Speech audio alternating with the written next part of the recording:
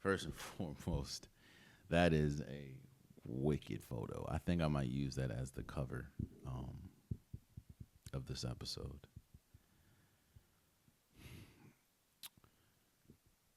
Sunday Night Football, you had the Chargers playing the Pittsburgh Steelers, and the Chargers won 25-10. Um, I don't know if you guys remember, but before the Aaron Rodgers move from the Jets to, well, he was released from the Jets. So before Aaron Rodgers officially signed with the Pittsburgh Steelers, I said that it wasn't a good fit. Not because of all the off the field stuff that went on with Aaron Rodgers, not because Aaron Rodgers isn't an all time great quarterback, but because Aaron Rodgers is old. Aaron Rodgers is 40 years old. And one thing that you ever talk to a grandmother or a grandfather, and I'm not calling him that, but you ever talk to a grandparent and you ever been at a family function? And one thing that you notice is older people don't like to move. You ever been in the house and your mom or dad calls you downstairs because the remote is too far within their arm's reach? Older people don't like to move. A lot of times older people can't move. They don't have the physical dexterity that they used to. That's just what happens when you're growing up, when you get up there in age. And one thing that I know about the Pittsburgh Steelers is for a while now, they have not had a good offensive line, meaning that the last thing that you can afford is a non-mobile quarterback behind that offensive line because it hasn't been good. Well, shocker. How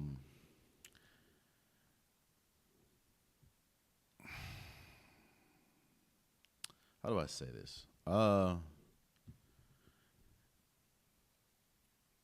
It's not all on Aaron Rodgers.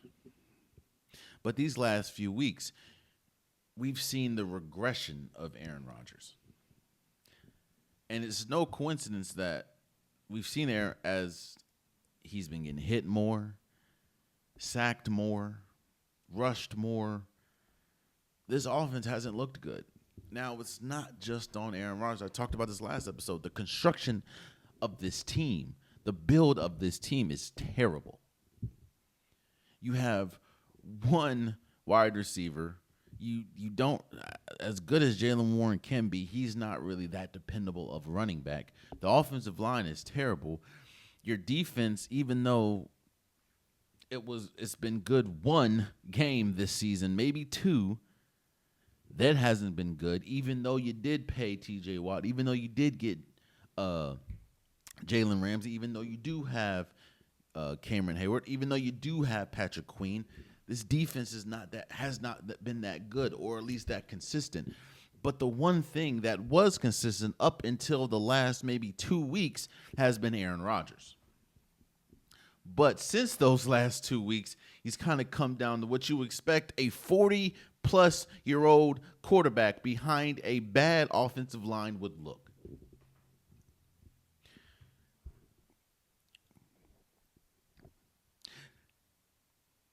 If you want to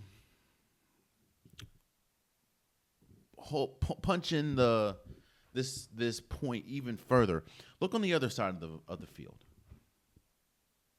Did you see the stark difference between Aaron Rodgers playing behind a bad defense or offensive line and Justin Herbert, who is younger, playing behind a bad offensive line due to injuries? This game didn't look good much at all, but when there were plays that needed to be made, Justin Herbert made it more than Aaron Rodgers.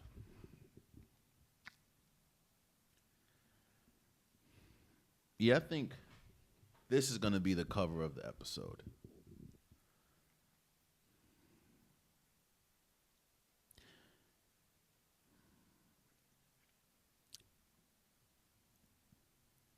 For people that are wondering why, even when the Steelers were number one in the division, which they still are, and the Ravens were like dead last, why there was still a betting favorite that the Ravens were going to win.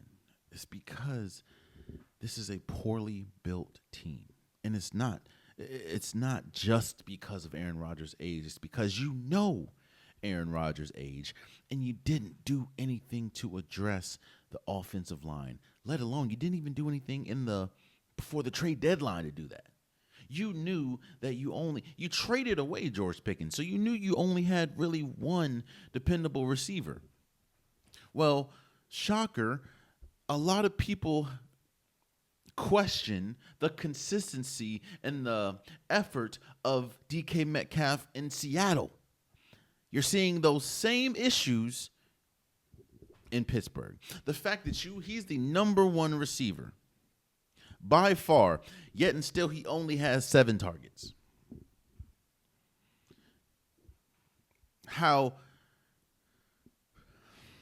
Roman Wilson had the same amount of yards with one less target than him, or one less reception than him. We're talking about DK Metcalf. And again, I don't agree with Emmanuel Ocho on a lot of things, but when you think about DK Metcalf and you think about his high, you're talking about a person that continuously, I drafted, I didn't do the last, 2 years, but early on in his career, I consistently drafted DK Metcalf on my fantasy team. So I know what he has done and what he hasn't done. And again, I don't agree with Emmanuel Ocho on a lot of things, but he did say something that I agree with. DK Metcalf's career high, like his number one highlight, is an interception that he tracked down Budda Baker before he'd scored the touchdown. That man hawked him. He was way behind there and just hawked Budda Baker down. We all know the play I'm talking about. That is his career highlight.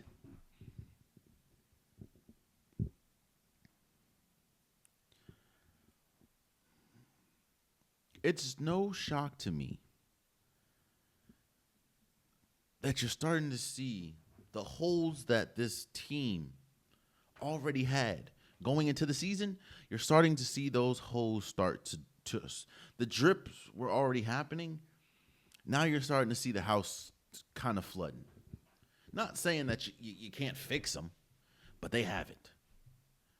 And the Scotch tape that they used in Aaron Rodgers is starting to, actually, it was already old, starting to wither away.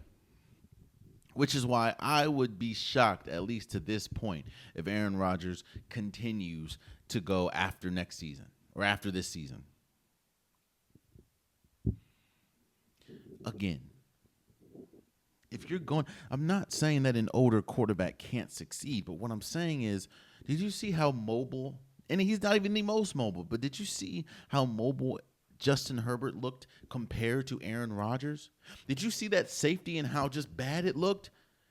Did you see a lot of the times Aaron Rodgers was anticipating a hit more than getting the throw off this game? A lot of those overthrows were on Aaron Rodgers, not because he can't throw.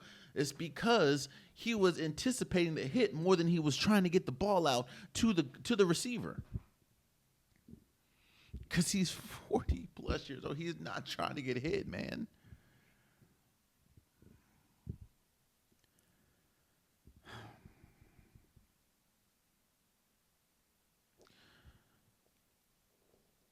This is a big stretch for the Pittsburgh Steelers. In the next 4 to 5 weeks, you're playing teams that, in fact, let me see. In the next 4 weeks, you're playing the Bengals. We'll talk about briefly in a second. You're playing the Bears. You're playing the Bills. You're playing the Ravens. maybe 2 wins. But then again, the Bills haven't looked great. What I'm saying is you could get to a point where week 14 at Baltimore, and Baltimore might be rolling even more than they're rolling right now. It's tough. But that's what happens, man. That was the biggest fear that you had going into the season. It's like you can see a poorly constructed team. You saw the flaws. I don't know, what else there is to see. And it should be no shocker that momentum that they had riding into the season, we're at week 10. It's gone down. So, but congratulations to the Chargers for beating the Pittsburgh Steelers 25-10. Oh man, you stayed to the end of the video. I appreciate you. If you like what you saw, be sure to hit that subscribe button so you'll never miss any content from your boy. You can also go back and watch past episodes, past clips, and don't forget that the Unpopular Podcast new episodes drop every Wednesday and Saturday. Appreciate you.